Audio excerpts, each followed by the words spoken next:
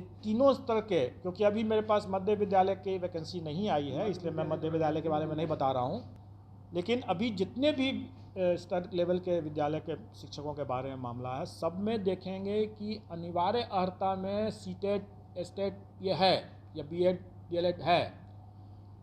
ऐसी स्थिति में उन परीक्षाओं में प्रशिक्षण संबंधित कैसे पेडागोजी जो कहते हैं उसके संबंध में या चाइल्ड डेवलपमेंट के बारे में ऑलरेडी उसकी परीक्षा वो टीचर्स एबिलिटी टेस्ट में दे चुके हैं। तो अब फिर से उसी चीज़ के अगर हम लेने लगे हैं तो फिर आप ही लोग कहेंगे कि जब उसमें जब ले ही चुके हैं तो फिर इसमें भी वही चीज़ ले रहे हैं, तो नई परीक्षा की क्या ज़रूरत है। नई परीक्षा की ज़रूरत इसलिए है क्योंकि जो अभ्यर्थियों की संख्या अगर 6 लाख है और अगर हम उसमें से 1,70,000 ही को हमको अगर लेना है तो स्वाभाविक है कि हम मेरिट बेस्ड ही हम सिलेक्शन प्रोसेस करेंगे।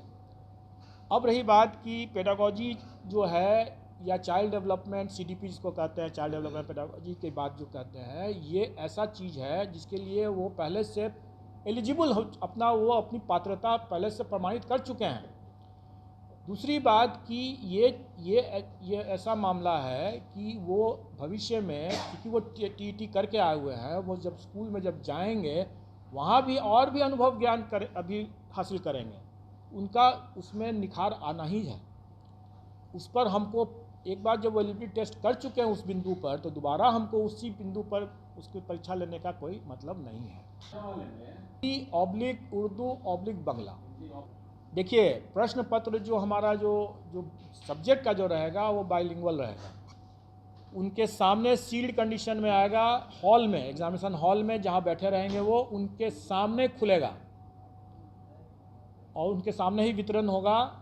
और दूसरा एक और बात, क्योंकि अभ्यर्थी लोग जब एग्ज़ाम दे देते हैं उसका निकल के भागने की जल्दबाजी रहती है, और अगर वो जल्दबाजी में बाहर निकल गए उसके बाद किसी ने उनका ओएमआर में या कुछ भी मिली भगत अगर कोई कर देता है तो कौन देख रहा है। उनके सामने में एग्जामिनेशन ख़त्म होने के बाद उनको 15 मिनट तक वेट करना चाहिए, उनको कहा जाए बाहर नहीं निकलना चाहिए। अपने सामने में उसी एग्जामिनेशन हॉल में वो वापस वो उनका ओएमआर शीट सील होगा। बिल्कुल निश्चिंत रहें कि इस साल तक, जो इस साल तो इस कैलेंडर ईयर में तो निश्चित तौर पर हो जाएगा। टोटल पद जो है वो प्राथमिक विद्यालय के लिए 79,943 है, जिसकी अधियाचना आयोग को प्राप्त हुई है।